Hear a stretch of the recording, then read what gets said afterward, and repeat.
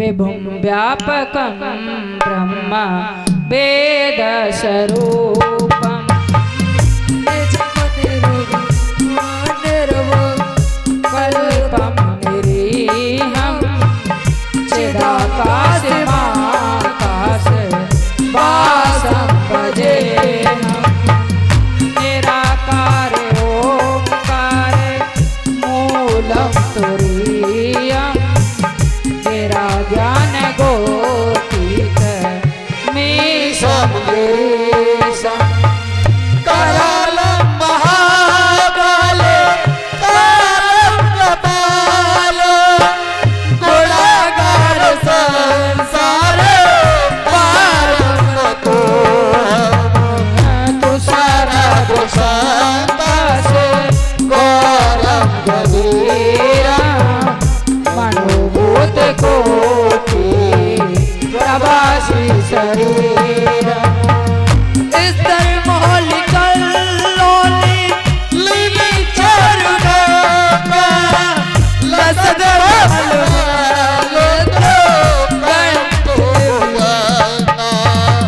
चलत कुंडलम विरुष नेत्रं विशालं प्रसन्नानमनील कंठं दयालं मृगाधीश चर्मा रंगमाला प्रियं संगम सर्वनाथ भजामि प्रचंडं प्रकाष्टं प्रगल्भं परेशम् अखंडं अजं भानु कोटि प्रकाशं प्रियशूल निर्मूल नवशूल पानी बजे हम भवानी पतिवा कलातीत कल्याण कल्पांतकारी सदा सच्चिदानंद दाता पुरारी चिदानंद संतोष मोहपहारी प्रसीद प्रसीद प्रभु मनमतारी नया भरो मानाथ पादारविंदं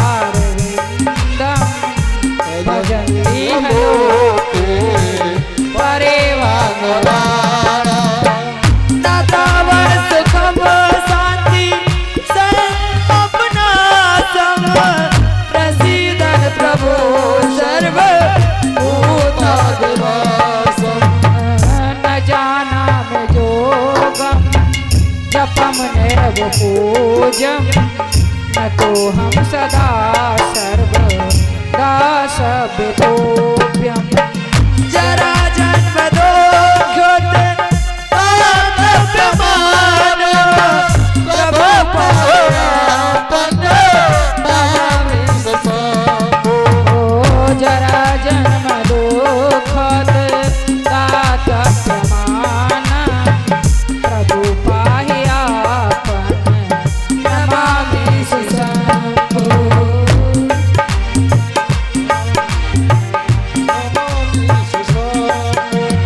रुद्राष्टकमिन्दं विद्या बुद्धि तेज बल पार्वती पते हर हर महादेव हर हर महादेव जय जय श्री राधे राधे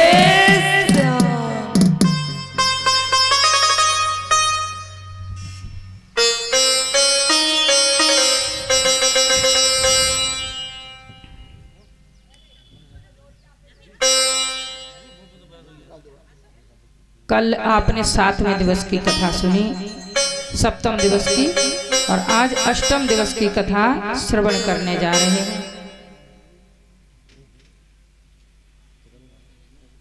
आज 12 ज्योतिर्लिंग की कथा सुनाई जाएगी। एक दो कथा सुनाने के बाद में कहते हैं ना कि भागवत कथा में अगर अच्छी तरह सुदामा चरित्र हो जाता है, सुदामा चरित्र की कथा अच्छी से हो जाती है तो भागवत कथा सफल हो जाती है। और महाशिव पुराण में अगर 12 ज्योतिर्लिंग की कथा अच्छे से श्रवण हो जाती है तो संपूर्ण फल प्राप्त होता है श्री शिव महापुराण का। ये 2 कथाएं पुराणों में मेन होती हैं, सुदामा चरित्र की और 12 ज्योतिर्लिंग की महापुराण में। बोले शंकर भगवान की जय।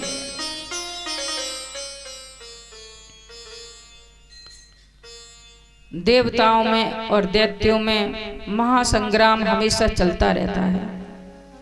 एक बार नृहनाद और दुंदुभी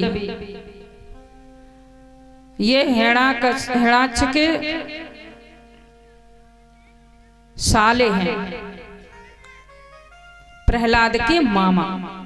हिरण्याकश्यप और हिरण्याक्ष के साले प्रहलाद के मामा हैं ये। जब हिरण्याकश्यप को और हिरण्याक्ष को भगवान ने मार दिया, एक को नरसिंह रूप धर के और एक को बाराह रूप धर के, तो इनको बड़ा दुख हुआ और बहुत क्रोध आया और इन्होंने विचार बनाया कि देवता ब्राह्मणों की पूजा से, यज्ञ से ही इनको शक्ति प्राप्त होती है और ब्राह्मणों को हम नष्ट कर देंगे तो ये अपने आप ही धीरे धीरे नष्ट हो जाएंगे, देवताओं की शक्ति कम हो जाएगी।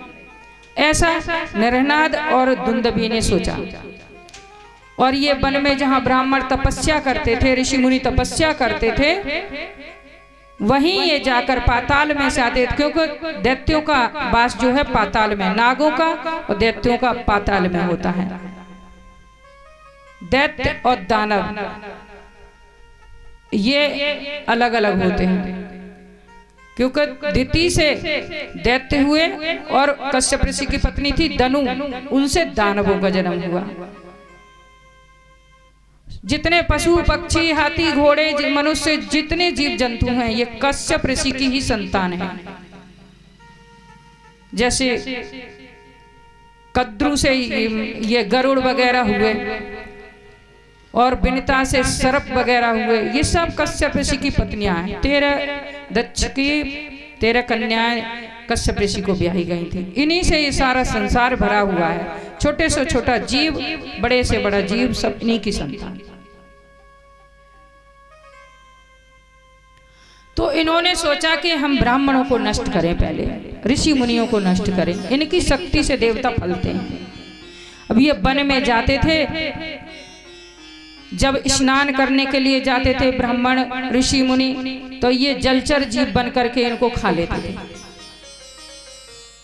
मगरमच्छ बन गए, बड़े बड़े जीव होते हैं जल के, वो बन करके ब्राह्मणों को भक्षण कर लेते थे। जब ब्राह्मण लोग वन में समदा आदि लेने जाते थे तो शेर का रूप बनाया, कभी किसी का बनाया, कभी किसी का, और इनका भक्षण कर लेते थे।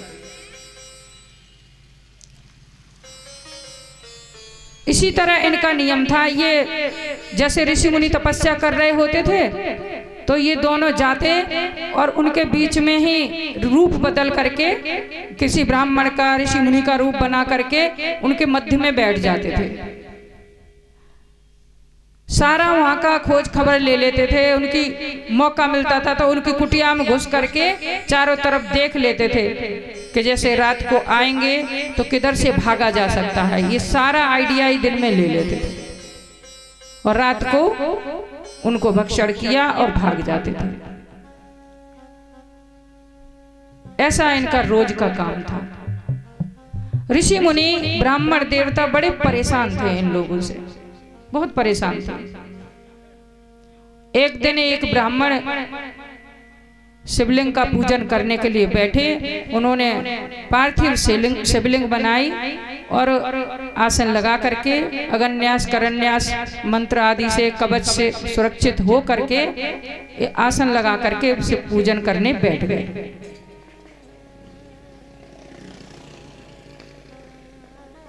इसने सोचा कि मैं ब्राह्मण को बैठे हुए ध्यान में बैठे हुए हैं तो मैं खा लूंगा। उन्होंने भगवान शंकर का पूजा किया और ध्यान में बैठ गए। और उस दिन इत्तेफाक से शिवरात्रि का दिन था। ब्राह्मण देवता ने पूरे दिन पूजन किया और शाम के समय भी पूजा कर रहे थे। वो बाघ का रूप बना करके आकर के वहां बैठ गया। इसने ब्राह्मण की तरफ जैसे अपना हाथ बढ़ाया तो ब्राह्मण सुरक्षित थे, उन्होंने पहले ही अपनी सुरक्षा कर ली थी। तो ये जलने लगा उनके तेज से, पीछे हट गया और बैठा रहा इंतजार में कि जब ये आसन से उठेंगे तो मैं इनको खा लूंगा। ब्राह्मण देवता ने दूसरी पैर की पूजा समाप्त की और फिर तीसरे पैर की पूजा के लिए ध्यान लगा करके बैठ गए। उनको आसन से उठना नहीं था, क्योंकि शिवरात्रि वाले दिन वो जो आसन जमा के बैठे थे 4 पैर की पूजा करके ही उठते। यह दैत्य इतना सब्र कर नहीं पाया और ब्राह्मण के ऊपर झपटा। जैसे ये झपटा तो जो मूर्ति जिसकी पूजा कर रहे थे भगवान शंकर की मूर्ति बना करके, मूर्ति में से एकदम धमाका हुआ, प्रचंड प्रकाश पूरे मंदिर में फैल गया। बोले शंकर भगवान की। शरणागत की रक्षा करने वाले महेश्वर मंदिर के अंदर प्रकट हो गए और इससे वो दैत्य डरा नहीं, घबराया नहीं, उसने विशाल रूप धारण कर लिया। भोलेनाथ ने उसको पकड़ा और अपनी बगल में दबा लिया, क्योंकि भोलेनाथ का भी विशाल रूप था। पकड़ करके अपनी कुच्ची में दबा लिया और जब जोर से दबाया तो आर्तनाद करने लगा, बहुत जोर से चिल्लाने लगा। उसकी एक एक हड्डी पसली भगवान भोलेनाथ ने चकनाचूर कर दी और बहुत जोर से आवाज करता हुआ उसका प्राणांत हो गया। जब ये आवाजें ऋषि मुनियों ने जो ध्यान लगा करके बैठे हुए थे जहां था, सब दौड़ करके आए तो महेश्वर को उन्होंने, उस बाघ को वो कुच्ची में दबाए हुए देखा। ये दर्शन उन्होंने किए भोलेनाथ के। चरण पकड़ लिए, प्रभु आपने हमारी रक्षा की, आप कृपा के पात्र हैं, आपने कृपा की हमारे ऊपर, आप बड़े दयालु हैं, आप शरणागत बत्सल हैं। प्रभु आप हम पे हमेशा ऐसी ही दया करते रहिए। सबने भगवान शंकर की स्तुति की और उनसे कहा, भगवान शंकर ने वरदान मांगने को कहा तो उनसे कहा कि इसी रूप में मैं आप यहाँ इसी नाम से विराजमान हो जाइए। भगवान शंकर उस मूर्ति में उसी नाम से, व्याघ्रेश्वर नाम से, ये उनकी शिवलिंग जो है व्याघ्रेश्वर नाम से प्रचलित हुई। बोले शंकर भगवान की जय। देवता ऋषि मुनि सब सुखी हुए, उसका वध कर दिया भगवान ने। ओम नमः शिवाय, ओम नमः शिवाय, हरे हरे भोले नमः शिवाय, ओम नमः शिवाय, ओम नमः शिवाय, हरे हरे भोले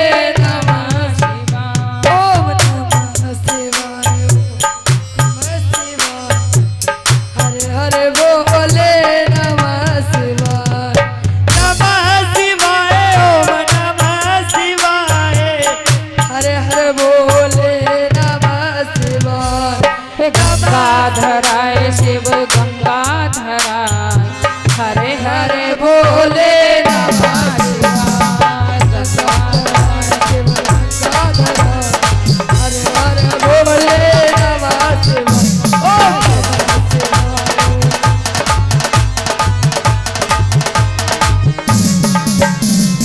जटाधराय शिव जटाधराय, हरे हरे भोले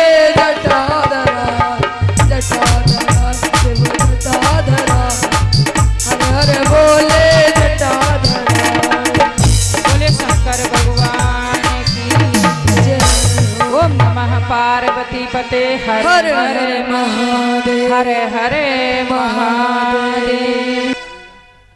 उमा महेश्वर मंदराचल पर विराजमान थे और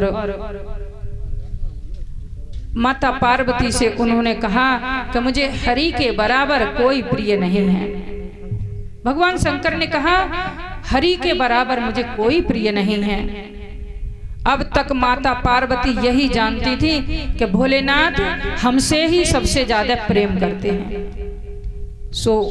जब उन्होंने सुना कि हरि के बराबर मुझे कोई प्रिय नहीं है, तो उनको क्रोध आ गया, आवेश में आ गई और कहने लगी, शमशान में रहने वाला, भूत प्रेतों का सहचर, चिता की भस्म रमाने वाला, जिसके कुल का भी पता नहीं है, वो किसी से क्या प्रेम करेगा। इतना सुनते ही भगवान नारायण वहां प्रकट हो गए और कहने लगे, आपकी जगह अगर और कोई होता तो उसे दंड प्राप्त होता। आप शिव की भारिया हैं, इस नाते से मैं माता मानता हूँ आपको। आपके ऊपर मेरा कोई बस नहीं चलता। आपने शिव निंदा की है और मैंने उस शिव निंदा को सुना है, इस शरीर ने शिव निंदा को सुना है, मैं इस शरीर को नहीं रखूंगा। और नारायण ने अपना सुदर्शन चक्र उठाया गर्दन काटने के लिए। भगवान शंकर ने उठ करके उनका हाथ पकड़ लिया और कहा, ऐसा मत करो। माता पार्वती बड़ी लज्जित हुई, बहुत लज्जित हो गई, शर्मिंदा हो गई। भगवान महेश्वर ने नारायण को अपने साथ में बैठाया। उमा ने क्षमा मांगी कि मुझे क्षमा कर दे इस अपराध के लिए। जब नारायण चले गए तो माता पार्वती ने कहा कि देव, कोई ऐसा उपाय नहीं है जिससे नारायण की तरह मैं आपको प्रिय लगूं। महेश्वर ने कहा, जैसे मैं नारायण की पूजा करता हूँ, नारायण का ध्यान करता हूँ, इसी तरह तुम नारायण की पूजा करो, ध्यान करो, तो तुम मुझे नारायण की तरह प्रिय लगोगे। और उस दिन से माता पार्वती नारायण की पूजा करने लगी। इसी तरह एक बार नारायण ने माता लक्ष्मी से कहा, वैकुंठ में विराजमान हैं दोनों, आपस में बातें कर रहे हैं। नारायण ने कहा कि मुझे शिव के समान कोई संसार में, तीनों लोकों में कोई प्रिय नहीं है। शिव मुझे अति प्रिय हैं। माता लक्ष्मी रुदन करने लगी, रोने लगी, व्याकुल हो गई। नारायण ने कहा, देवी, रोने से कोई फायदा नहीं, रोने से कोई किसी समस्या का हल नहीं है। तो फिर हल कैसे है कि जैसे मैं शिव का पूजन करता हूँ, इसी तरह तुम शिव का पूजन करो तो मुझे शिव के समान प्रिय हो जाओगे। और उस दिन से माता लक्ष्मी शिव का पूजन करने लगी। बोले शंकर भगवान की जय, उमापति महादेव की जय हो। ओम नमः पार्वती पते हरे हर महादेव, हरे हरे महादेव, हरे हरे महादेव।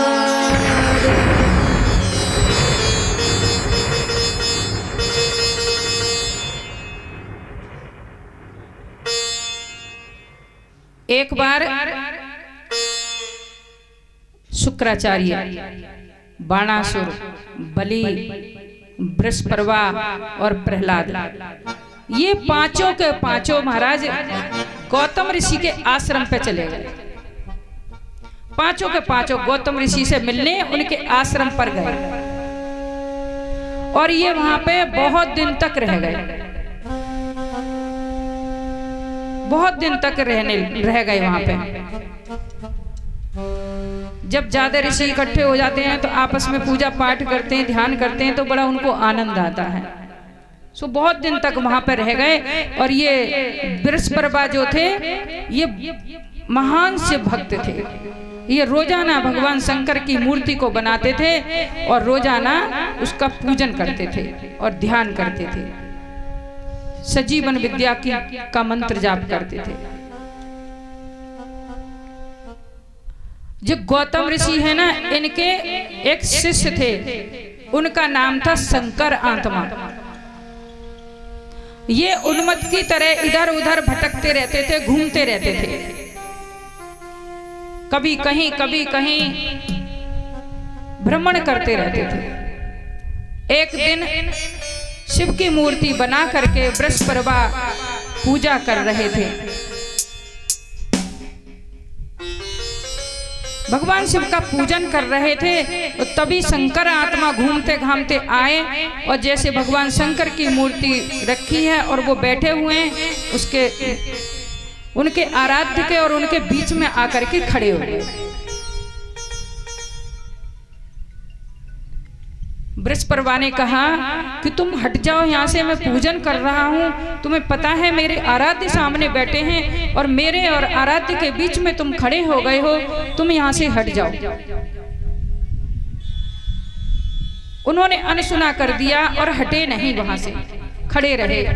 उन्होंने फिर कहा कि शंकर आत्मा यहाँ से हट जाओ, तुम, मैं भगवान शिव का पूजन कर रहा हूँ। वो नहीं हटे। उनको क्रोध आया और उन राजा तो थे ही, तलवार साथ में रहती थी, आए थे तब भी अस्त्र, तलवार उठा करके उन्होंने शंकर आत्मा की गर्दन काट दी। अब ये सब देखा गौतम ऋषि ने तो उनको बहुत दुख हुआ, क्योंकि शंकर आत्मा उनको प्राणों से भी ज्यादा प्यारे थे। उन्होंने योग बल से अपना शरीर त्याग दिया।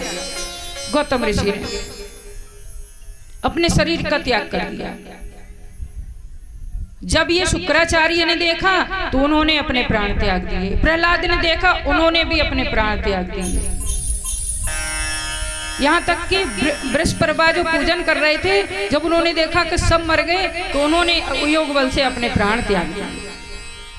शिव भक्तों के सबों का वहां उस समय ढेर लग गया गौतम ऋषि के आश्रम पर,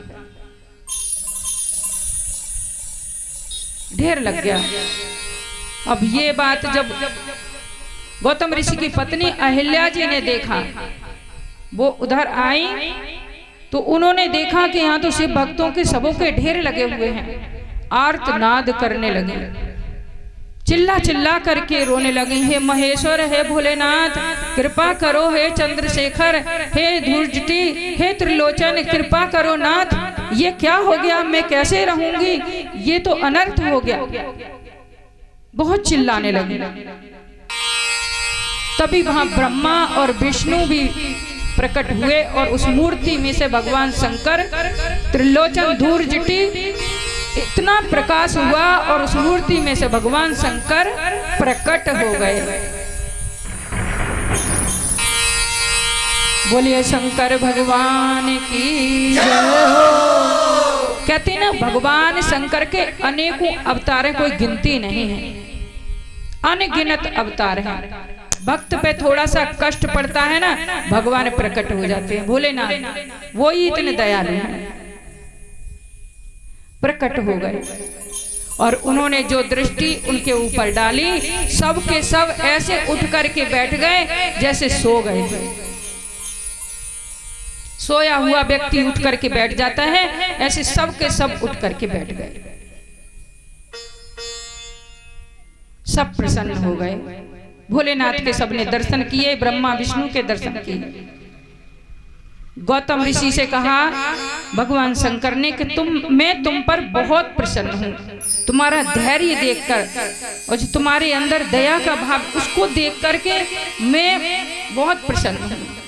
तुम्हारे आश्रम पर इतना सब कुछ हो गया, तुम्हारे शिष्य का सिर काट दिया, फिर भी तुमने एक शब्द तक नहीं निकाला, इतना धैर्य, मैं बहुत प्रसन्न हूँ, तुम वरदान मांग लो।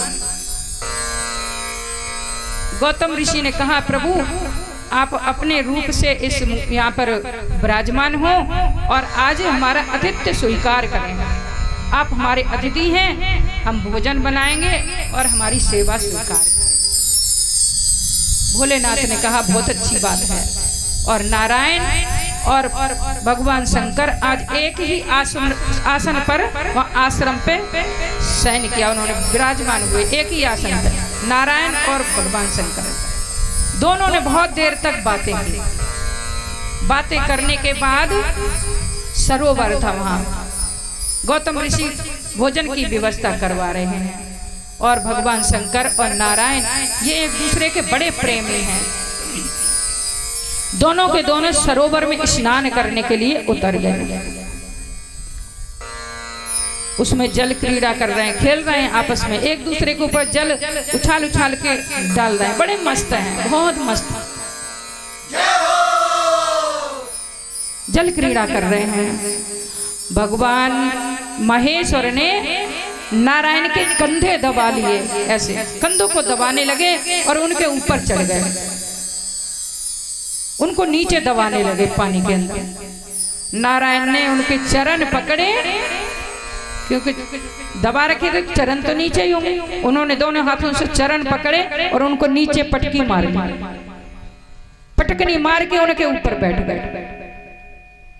और कबू गुदगुदी करते हैं, कबू खिलखिला खिलखिला कर सब देवता उनको चारों तरफ से आकर के उनकी जल क्रीड़ा जब वो खेल देख रहे हैं चारों तरफ से, और पुष्प वर्षा कर रहे हैं देवता लोग, बड़े आनंद है।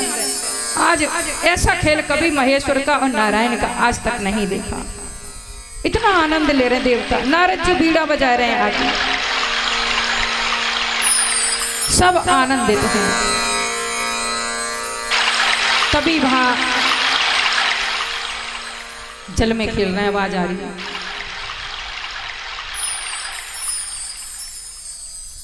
तभी वहां गौतम ऋषि आए और कहने लगे कि अब बहुत देर हो गई आपको खेल करते हुए, भोजन कर लीजिए। पर वो कहाँ सुनने वाले हैं, वो तो लगे हुए हैं अपने मस्ती में। फिर भगवान महेश्वर उसमें से निकले, सरोवर में से, और बड़ा सुंदर गाना गाने लगे, बहुत सुंदर गान कर रहे हैं। नारायण ने निकल के मृदंग बजाना शुरू कर दिया, मृदंग बजा रहे हैं, नारद जी बीड़ा बजा रहे हैं और वहां पे गाना हो रहा है, बहुत सुंदर गाना। तभी गौतम ऋषि फिर आ गए, हनुमान जी आ गए, हनुमान जी प्रकट हुए, हनुमान जी आ गए वहां। हनुमान जी ने इतनी मधुर आवाज में गाना शुरू किया कि सब के सब मुग्ध हो गए उनके गाने पर। वो जहाँ पशु पक्षी थे ना वहां के, वो भी शांत हो गए एकदम, सब उनका गाना शांति से श्रवण करने लगे। तभी गौतम ऋषि ने फिर आकर के कहा कि प्रभु भोजन ठंडा हो जाएगा, मध्याह्न का समय है और भूख का समय है, आप पहले भोजन कर लो और ये गाना बजाना तो चलता ही रहेगा। तभी सब के सब निकल करके गए और वहां गौतम ऋषि के आश्रम पर सबने भोजन किया।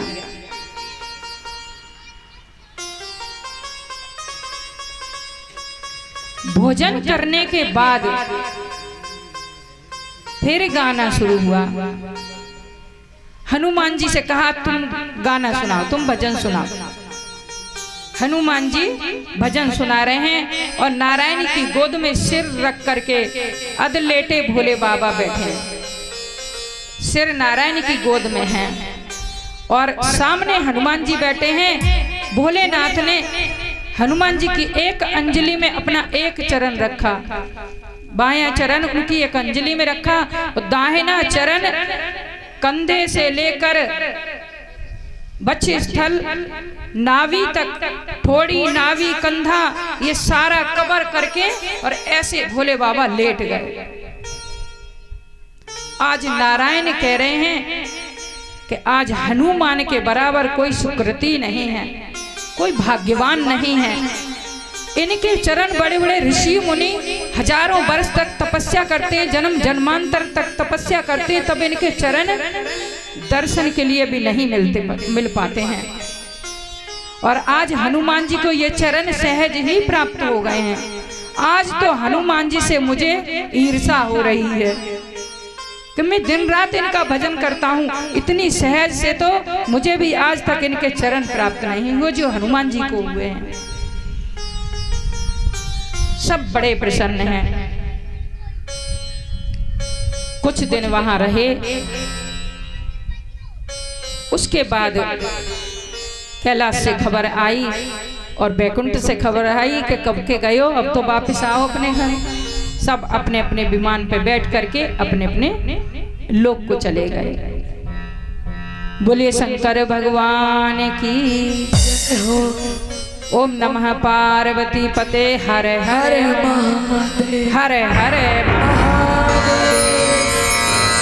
शाम को महारास का भी भजन गाएंगे और थोड़ा सा प्रसंग सुना करके, तो जो बच्चे बनना चाहें झांकी निकालेंगे वो बन जाएंगे। उसमें एक भोले बाबा बन जाएंगे, राधा कृष्ण और गोपियां बन जाएं जितनी मर्जी। अब हाँ, अपने अपने घर से तैयार होके आ जाना, क्योंकि यहाँ तैयार होके आ जाना, चली जाना और सब तैयार होके आ जाना, ठीक है। शाम को 5 बजे तक आ जाना। बोलिए शंकर भगवान की जय हो।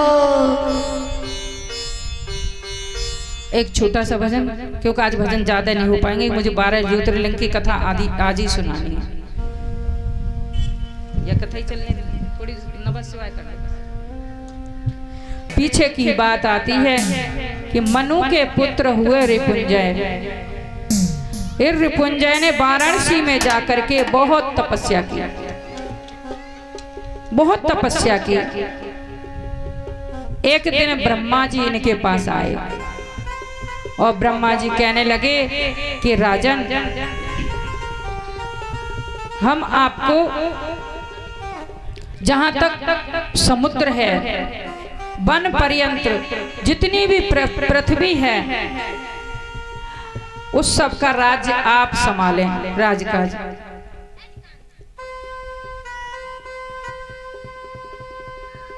वो कहने लगे कि पितामह, मुझे ये सब क्यों देना चाहते हैं आप? पृथ्वी में बहुत से राजा महाराजा, एक से एक बढ़ के राजा महाराजा हैं, आप उनको ये जिम्मेदारी सौंप दीजिए, मुझे तो तपस्या ही करनी है। ब्रह्मा जी ने कहा, राजन, धर्मात्मा राजा हो तुम, इसलिए हम तुम्हें सौंप रहे हैं। जब धर्मात्मा राजा होता है ना, तब प्रजा सुखी रहती है, प्रजा को सब सुख प्राप्त होते हैं। और खेतों में जो अतिवृष्टि, अनावृष्टि, टिड्डी, तोते और ये जो इति भीति जो आती है ना, जो धर्मात्मा राजा होता है उसके समय में ये कोई कष्ट नहीं होते हैं प्रजा को, इसलिए हम तुम्हें ये राज्य का भार देना चाहते हैं।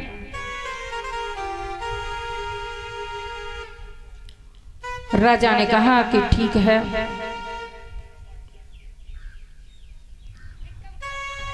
ठीक है, आप ये भार हमारे कंधों पर डालना चाहते हैं। और ब्रह्मा जी कहते हैं कि शेष नाग की, वासुकी नाग की पुत्री है अनंग मोहिनी, वो अपनी पुत्री का विवाह तुमसे करना चाहते हैं और तुम ये भी स्वीकार करो। उन्होंने कहा ठीक है, मैं आपकी बात को स्वीकार करता हूँ, लेकिन मेरी एक बात है, वो आप मान लें। उन्होंने कहा आप अपनी बात सुनाओ। तब उन्होंने कहा कि देखो, दैत्यों पर, दानवों पर, नागों पर और देवताओं पर मनुष्य शासन नहीं कर सकते। इन लोगों पे मनुष्य शासन नहीं कर सकते, तो जब तक मैं राज संभालूं तब तक सब अपने अपने लोक में रहें। पृथ्वी पर सिर्फ मनुष्य और पशु आदि रहें, जो पृथ्वी पर रहने वाले जीव हैं। नाग और दैत्य दानव ये सब पाताल में चले जाएं, और जो देवता हैं यहाँ, जो देवता हैं वो सब अपने लोक में रह जाकर के। और वाराणसी भगवान शंकर की नगरी है, उनको बहुत प्रिय है। ब्रह्मा जी ने वचन दे दिया कि ठीक है, ऐसा ही होगा। तब राजा ने डुगडुगी पिटवाते हैं ना, ढिंडोरा, वो पूरे नगर में कहलवा दिया कि नाग अपने लोग को जाएं, दैत्य लोग जो हैं यहाँ वो भी अपने लोग पाताल में चले जाएं, और सब अपने अपने लोक में रहें। कोई किसी के भी राज्य में बिना इजाजत के प्रवेश ना करे। इजाजत और आवास तो कभी भी ना बनाए, कदापि ना बनाए। रहने का इंतजाम तो कदापि ना करे, अपने अपने लोक में रहें। अब ये पूरे में खबर फैली तो नाग और जो राक्षस दैत्य थे वो अपने लोक पाताल में चले गए। जो ये कहलवाए कि जो ये इस आज्ञा को नहीं मानेगा वो सृष्टिकर्ता की आज्ञा की अवज्ञा करेगा, उनकी बात नहीं मानेगा, ये समझा जाएगा। इसलिए अपने अपने लोक में सब चले जाए। नाग और दैत्य दानव सब पाताल लोक में चले गए, जो देवता थे वो स्वर्ग लोक में चले गए। अब ये मंदराचल है ना, मंदराचल ने बहुत तपस्या की थी कि भगवान शंकर हमारे ऊपर आकर के रहें। मंदराचल पर्वत इनने बहुत तपस्या की थी, भगवान शिव हमारे ऊपर रहें आकर के। भगवान शिव ने अपनी नगरी वाराणसी को छोड़ दिया, निर्वासित होना पड़ा उनको अपनी नगरी से। कभी कभी ऐसा वक्त भी आ जाता है। और भोलेनाथ जाकर के मंदराचल पे रहने लगे। उन्होंने मंदराचल पे निशान अपना स्थान बनाया। जो नारायण के तीर्थ थे, जहाँ नारायण रहते थे, नारायण भी भगवान शिव के पास मंदराचल पे ही रहने लगे। उन्होंने वहां अपना वास स्थान बनाया। सब अपनी अपनी जगह रहने लगे। राजा पितामह ने कहा था कि मैं ये तुम्हें राज्य देता हूं दिवोदास में, तब से उनका नाम दिवोदास हो गया। अब उनको रिपुंजय कोई नहीं कहता, रिपुंजय की जगह दिवोदास कहते हैं। सब अपने अपने लोक में बड़े शांति से रहने लगे। राजा के राज्य में बड़ी शांति है, किसी को कोई कष्ट नहीं है, किसी को कुछ चाहिए नहीं, सब बहुत प्रेम से रहते हैं। लेकिन भोलेनाथ को अपनी वाराणसी बहुत प्रिय थी। उनको बड़ी याद आती है वाराणसी की। वो अपनी वाराणसी में जाना चाहते हैं, लेकिन जाएं तो जाएं कैसे, राजा का आदेश नहीं है।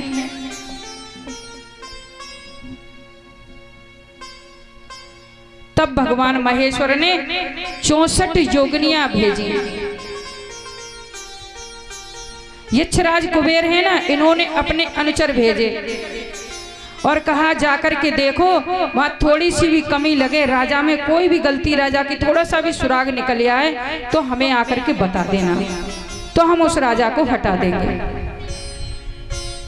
कुबेर के अनुचर गए, वो बहुत दिन तक रहे, लेकिन उन्हें राजा में कोई कमी नजर नहीं आई। वो भी वहां बस गए गुप्त रूप से। इस राजा से मिलने के लिए किसी का भी, दैत्य दानवों का भी मन करता था ना वाराणसी में आने का, तो ये भी मनुष्य रूप धर के या ब्राह्मण का रूप धर के आते थे, राजा की सेवा करते थे और चले जाते थे। कुबेर के भी अनुचर जो आए वो कमी ना ढूंढ पाए उस राजा में।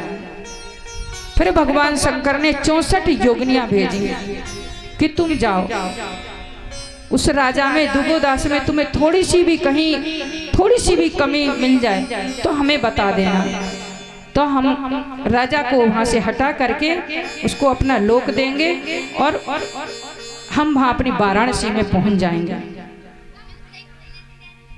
64 योगिनियां साल भर तक वहां रही, लेकिन किसी में भी, उनकी प्रजा में भी कोई कमी ना निकाल पाई। राजा में तो निकालती कहां, राजा बड़े तपस्वी, बड़े धर्मात्मा थे, कोई कमी नहीं निकाल पाई। और राजा के पास आई, आवास के लिए स्थान मांगा, राजा ने स्थान दे दिया और वो वहीं बस गए। योगिनियां वापस नहीं गई। भोलेनाथ बड़े व्याकुल हैं अपनी नगरी के लिए।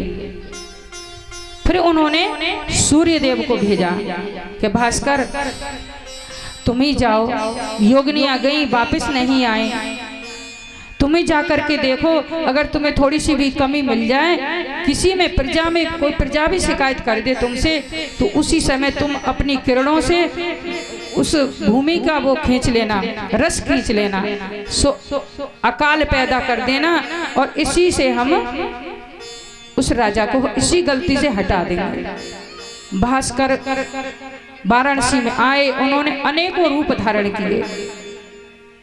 ज्योतिषी बने, किसी को कोई भाग्य अपना दिखाना नहीं था। दानी बने, किसी को कुछ दान नहीं लेना था, किसी ने उनसे कुछ नहीं लिया।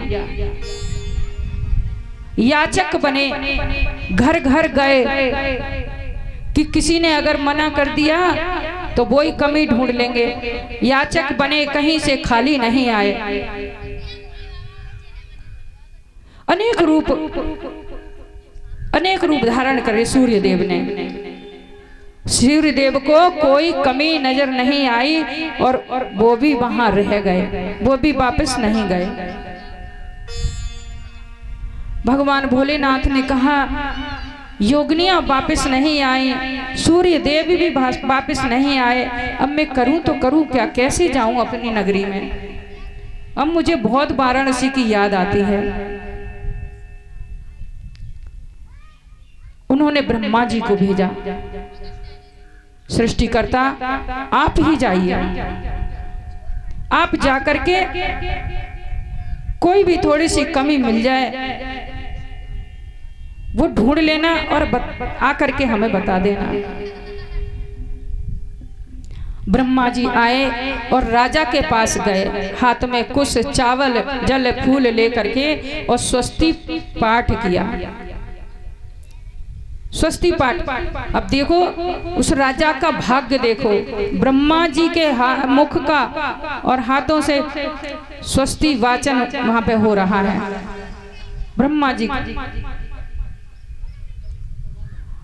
ब्रह्मा जी का राजा ने बहुत आदर किया। ब्रह्मा जी कहने लगे राजन, मैं यहाँ यज्ञ करना चाहता हूँ, अश्वमेध यज्ञ, और मैं अकिंचन ब्राह्मण हूँ, निर्धन ब्राह्मण हूँ, मेरे पास कुछ है नहीं, व्यवस्था आप कर देंगे तो मैं यज्ञ कर सकता हूँ। राजा ने कहा ये तो बहुत भाग्य की बात है, बहुत अच्छी बात है। आप कहाँ यज्ञ करना चाहते हैं वहाँ हमें बताइए, हम वहीं आपकी व्यवस्था बना देंगे। जहाँ पहले मणिकर्ण का घाट था वहीं ब्रह्मा जी ने यज्ञ करने की इच्छा जाहिर की और राजा ने सारी व्यवस्था की और ब्रह्मा जी के लिए एक ब्रह्मशाला बनवाई, सारी व्यवस्था की। वहां महाराज ब्रह्मा जी ने 10 अश्वमेध यज्ञ किए, 10 अश्वमेध यज्ञ किए ब्रह्मा जी ने। एक वहां कुंड भी बनाया, जब वहां गंगा जी आई तो गंगा जी ने वो कुंड अपने में मिला लिया। 10 अश्वमेध यज्ञ किए और वो घाट दशाश्वमेध नाम से प्रसिद्ध है वाराणसी में। जो वाराणसी गए हैं वो जानेंगे कि दशाश्वमेध घाट है वहां पे, जहाँ ब्रह्मा जी ने 10 अश्वमेध यज्ञ किए थे।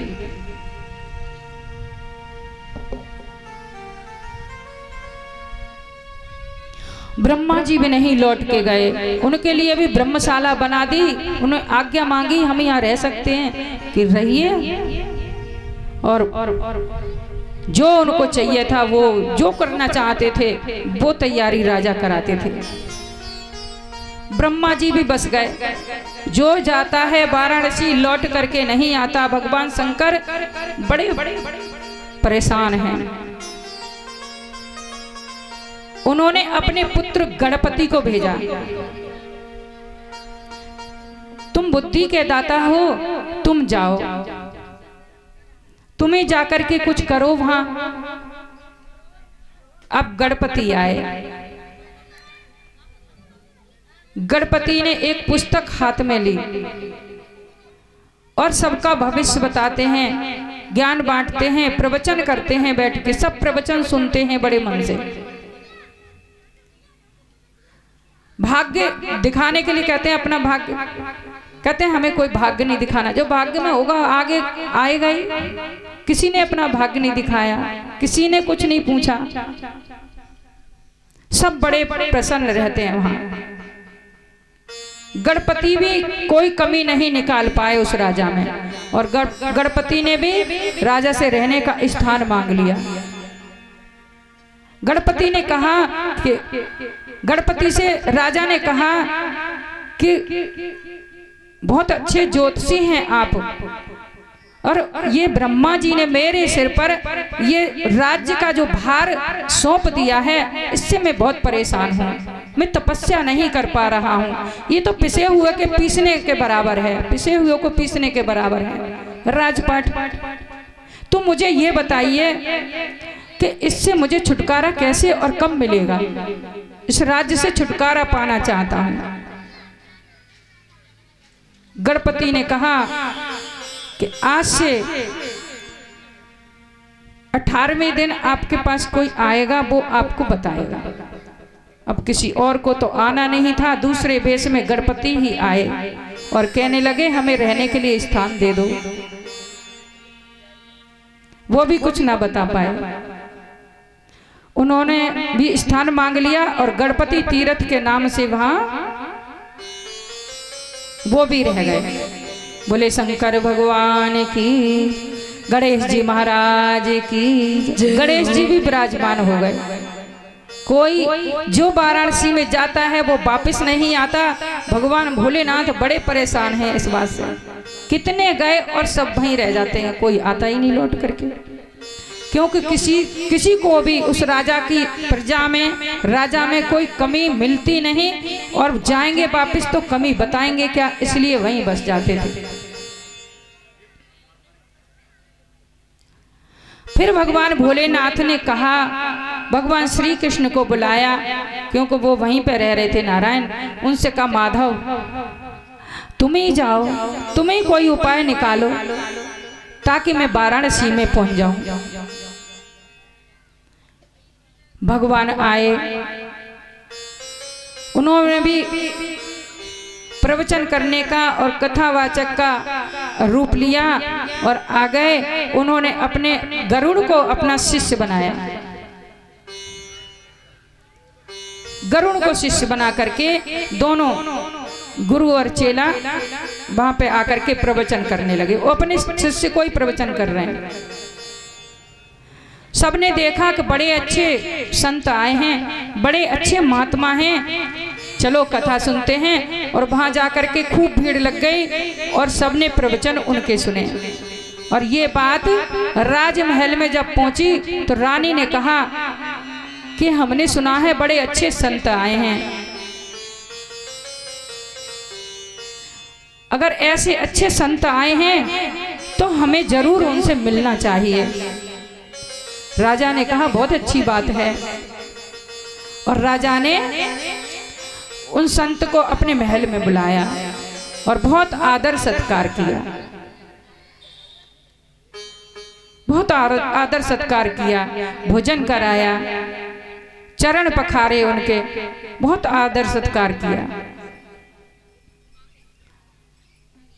राजा ने उनसे भी कहा कि मैं ये राजपाट के भार से बड़ा परेशान हूं, मैं तपस्या नहीं कर पाता। ब्रह्मा जी ने अकारण ही ये वजन मेरे सिर पर डाल दिया। आप बताएंगे कि इससे मुझे छुटकारा कब मिलेगा? नारायण ने कहा जो मैं कहने जा रहा था वो आपने ही कह दिया। नारायण ने कहा कि तुमने सब कुछ अच्छा किया, बहुत अच्छा किया, प्रजा को बहुत सुखी रखते हो, बहुत अच्छी बात है, लेकिन तुमने एक भूल कर दी। नारायण तो ऐसे हैं कि भूल ढूंढ ही लेते हैं। कौन सी भूल हो गई मुझसे? तुमने महेश्वर को यहां से निकाल दिया, ये तुमने बहुत बड़ी भूल कर दी। आज से 7वें दिन तुम्हारे लिए बहुत सुंदर विमान आएगा और 7वें दिन तुम शिव धाम को जाओगे। तुम इतने 7 दिन में शिव अर्चन कर लो। राजा बड़े प्रसन्न हुए, बहुत प्रसन्न हुए और उन्होंने शिवलिंग बनाई, शिव की मूर्ति बना करके और शिव अर्चन किया, पूजा पाठ किया। 7 दिन तक पूजा पाठ चलता रहा। ब्राह्मणों को बुला करके उन्होंने बहुत सारा दान दिया और सबको बताया कि मैं 7वें दिन चला जाऊंगा। और 7वें दिन बहुत सुंदर मणि जड़ित रत्नों से जड़ा हुआ विमान वहां आया वाराणसी में, और भगवान शंकर वहां प्रकट हुए, मंदराचल से वहां पधारे और सबने बहुत उत्सव मनाया। पूरे नगर ने बहुत उत्सव मनाया और भोले बाबा वहां विराजमान हो गए और विमान उनको लेकर के शिव धाम में चला गया। बोले शंकर भगवान की जय। ओम नमः पार्वती पते हरे हरे महादेव, हरे हरे महादेव। बोलो ना प्यार से, हरे हरे महादेव। एक बार और भाव से, हरे हरे महादेव।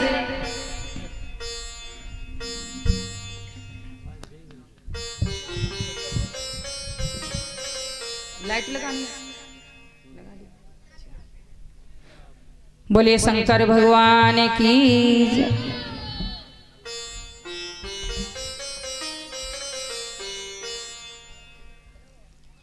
बारह ज्योतिर्लिंगों की कथा आती है।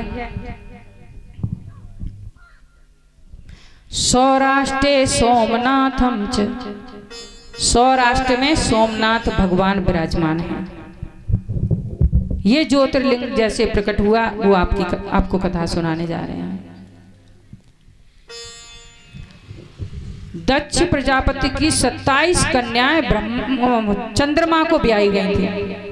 27 कन्याएं चंद्रमा को ब्याही गई थी, लेकिन चंद्रमा और पत्नियों से इतना प्रेम नहीं करते थे, सिर्फ रोहिणी से ही प्रेम करते थे। ये बात उनकी और पत्नियों को दुख पहुंचाती थी।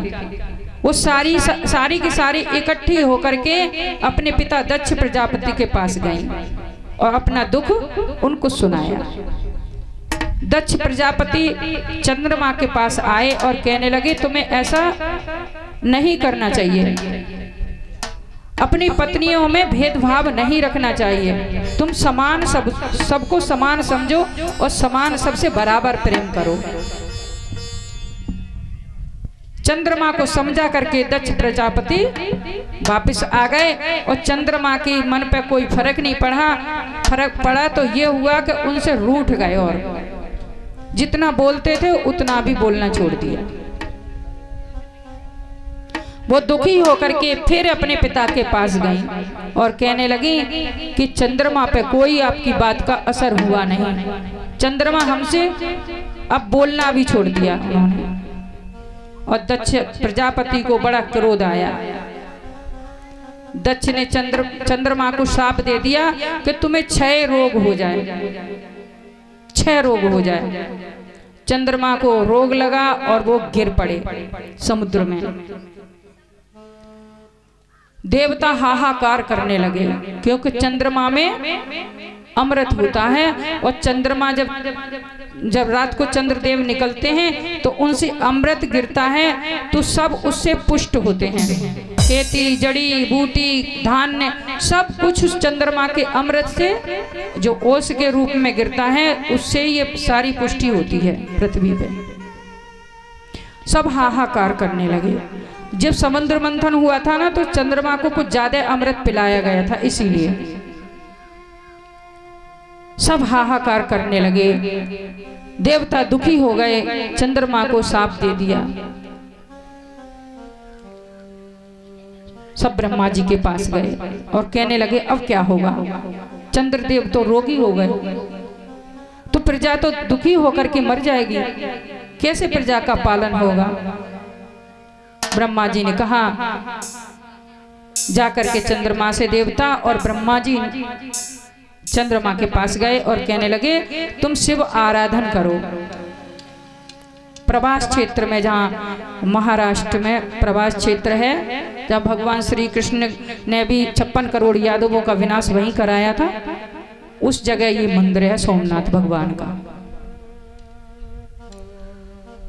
वहां जाकर के देवताओं ने कहा चंद्रमा से कि तुम शिव आराधना करो, और शिव की मूर्ति बना करके चंद्रमा ने तपस्या शुरू की और 6 महीने में उन्होंने भगवान शंकर को प्रसन्न कर लिया। 6 महीने तक जल पी करके रहे और उनको भगवान शंकर की पूजा के अलावा और कोई काम नहीं था। 6 महीने में भगवान महेश्वर प्रसन्न हुए और उनको दर्शन दिए और कहा वरदान मांगो। चंद्रमा ने कहा मेरा रोग दूर हो जाए। भगवान शंकर ने रुष्ट होकर के कहा तुमने गलती ही ऐसी की है, अब तुम्हारा पूरा रोग दूर नहीं होगा, तुम 15 दिन बढ़ोगे 15 दिन घटोगे। तब से ये पहले पूरे चंद्रमा खिलता था, तब से ये विधान हो गया कि अमावस्या के बाद चंद्रदेव बढ़ते हैं और पूर्णमासी के बाद क्षीण होने लग जाते हैं। अमावस्या तक बिल्कुल क्षीण हो जाते हैं और अमावस्या के बाद 2 से फिर बढ़ना शुरू हो जाते हैं। तो 15 दिन बढ़ोगे 15 दिन घटोगे, तुम्हें यही कृष्ण पक्ष और शुक्ल पक्ष कहे जाते हैं। महीने में 2 पक्ष आते हैं, शुक्ल पक्ष और कृष्ण पक्ष, अंधियारा और चांदना, ऐसी बोलते हैं, अंधियारा और उजाला। ये जब से ये शुरू हुए, चंद्रमा का रोग दूर हुआ और वो जो भगवान महेश्वर जो प्रकट हुए वो वहां सोमनाथ के नाम से विराजमान हुए। बोले शंकर भगवान की जय। वहां एक अमृत कुंड भी है, वो सोमनाथ शिवलिंग है, उसमें से ही वो जलवा उसमें कुंड में जाता है, लोग माथे से लगाते हैं। समुद्र के पास ही ये मंदिर है। ये जो शिवलिंग है ना स्पर्श है, इसका स्पर्श नहीं कोई कर सकता। चबूतरा इतना बड़ा है कि भक्त दूर ही खड़े रहते हैं, दूर से प्रणाम करते हैं। जो वहाँ के सेवक हैं वो ही उनकी सेवा करते हैं। जल चढ़ता है, जल चढ़ाओ दूर से चढ़ता है, वो ऐसे ही व्यवस्था की गई है कि भगवान शंकर के ऊपर गिरता है। बोलिए सोमनाथ भगवान की जय। ये प्रथम ज्योतिर्लिंग है सोमनाथ। सौराष्ट्रे सोमनाथम च श्रीशैल मल्लिकार्जुनम। श्रीशैल पर्वत पे मल्लिका अर्जुन। ये ज्योतिर्लिंग कैसे आए, कैसे प्रकट हुए, इसकी कथा आगे बताते हैं। जब गणेश और कार्तिक दोनों कहने लगे कि हमारी शादी पहले हो, हमारी शादी पहले हो, दोनों मानने को राजी नहीं हुए कि एक एक करके कर दें। तो भगवान महेश्वर ने कहा जो पृथ्वी की परिक्रमा पहले करके आ जाएगा उसकी शादी पहले होगी। कार्तिकेय मयूर पे बैठ करके परिक्रमा पृथ्वी परिक्रमा के लिए निकल गए थे और गणेश जी ने अपने माता पिता की परिक्रमा की। बुद्धि के देवता हैं गणेश जी और उन्होंने कह दिया कि आप हमारे